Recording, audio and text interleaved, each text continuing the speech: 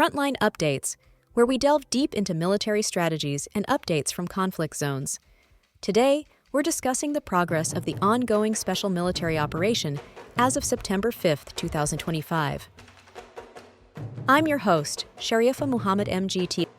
I'm Colonel A.C. Oguntoye, an infantry officer. Between August 30th and September 5th, Russian forces executed 4 major precision strike group operations using long-range air-sea-based systems and UAVs. Key targets included Ukraine's military-industrial complex, fuel, transport, and port infrastructure, as well as military airfields, UAV production facilities, arsenals, and temporary deployment points of Ukrainian formations, foreign mercenaries, and nationalist units. Critical systems destroyed included a HIMARS launch unit and a U.S.-made Patriot missile launch unit. Air defense units remained highly active, shooting down 12 guided aerial bombs, 13 HIMARS projectiles, and 1,513 UAVs. 6 high-speed unmanned boats were also neutralized in the northwestern Black Sea. Welcome to Frontline Updates, the podcast that brings you in-depth insights into military operations from those leading them on the ground. Today, we're joined by Colonel A.C. Oguntoye, an infantry officer monitoring critical missions on the progress of the special military operation as of today. Colonel Oguntoye, thank you for being with us. Thank you. It's good to be here. Colonel Oguntoye, could you start by giving us the broad overview of operations for the week ending September 5, 2025? The week from August 30th to September 5th was marked by a blend of systemic precision strikes and steady territorial gains. Over the course of 7 days, our forces delivered multiple large-scale strikes using air and sea-based long-range weapons as well as unmanned systems. The targets included Ukraine's military-industrial enterprises, transport and port infrastructure, fuel facilities, and military airfields, alongside production workshops and storage sites for long-range drones and missile systems. Importantly, during this reporting period, we also destroyed a HIMARS launch unit and a U.S.-supplied Patriot surface-to-air missile system launcher. These systems are not only tactically relevant, they are strategically symbolic for Ukraine and its Western backers. By neutralizing them, we undercut both battlefield effectiveness and the narrative of invulnerability around Western technology. Let's move into the regional picture. Could you walk us through the northern sector in Sumy and Kharkiv? In the north, our troop group made steady tactical gains, engaging Ukrainian tank, mechanized, airborne assault, and territorial brigades in Sumy. Around Kharkiv, we struck mechanized and motorized infantry units. The week's toll for Ukraine was significant, over 1,170 personnel lost, along with tanks, armored combat vehicles, and artillery. But what matters more than raw numbers is the deliberate targeting of electronic warfare and counter-battery systems, along with nearly 50 depots and supply warehouses. This is part of a larger counter-ISR campaign. By systematically dismantling Ukraine's sensing and supply nodes, we're not just weakening individual brigades, we're undermining their ability to act as a coordinated fighting force. And what happened along the western axis?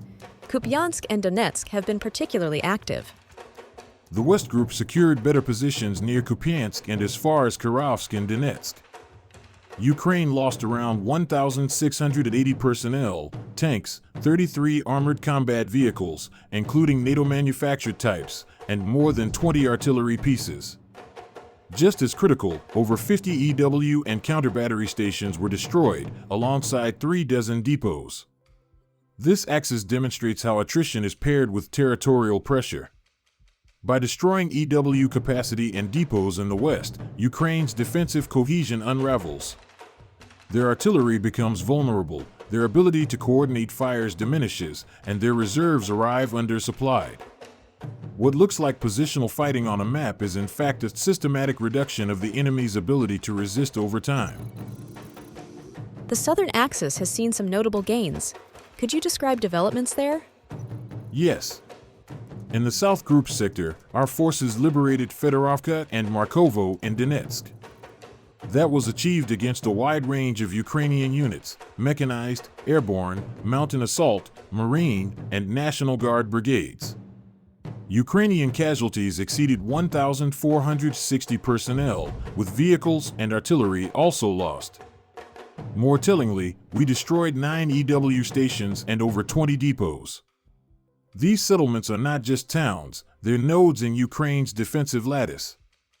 By taking and neutralizing them, we both secure ground and deepen the logistical strain Ukraine faces. Liberation here demonstrates the principle of consolidation before expansion. Each secured settlement builds the base for further operational depth. What about the center and east groups? I understand the numbers there were particularly heavy. Yes. The center group pushed deeper into Ukrainian defenses, inflicting nearly 3,000 casualties in 1 week. These operations targeted mechanized, airborne, Marine, and National Guard units. Beyond the immediate attrition, the destruction of armor and artillery in this sector reduces Ukraine's ability to generate offensive momentum elsewhere. At the same time, air defense was decisive. We shot down more than 1,500 Ukrainian UAVs in just 1 week, intercepted 13 HIMARS rockets, and destroyed guided aerial bombs. This shows that even as Ukraine invests heavily in drone warfare and precision strike attempts, our layered defense doctrine is containing these threats. And the east group of forces? The east group advanced decisively. We captured Kamyshevakha and Novoselivka, and perhaps most significantly, completed the full liberation of Russian-declared Donetsk territory. Ukrainian forces lost 1,590 personnel, vehicles, and artillery systems, 5 of them Western supplied. That milestone matters because it consolidates our rear areas, secures supply lines, and frees combat units for new operations into Zaporizhia and Dnipropetrovsk. Finally, could you explain what the Dnieper Group accomplished? The Dnieper Group engaged mechanized, mountain assault, coastal defense, and territorial brigades in Zaporizhia and Kherson. Ukrainian losses were around 450 personnel, artillery, and vehicles. The critical figure, however, is the destruction of 33 EW and counter-battery systems, along with 24 depots. This is not glamorous fighting, but it is strategically decisive. By systematically dismantling Ukraine's electronic warfare and supply grid in the south, we are preparing the battle space for larger maneuvers.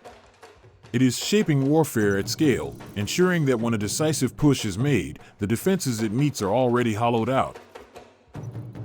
Colonel, before we close, what are the broader implications of this week's operations?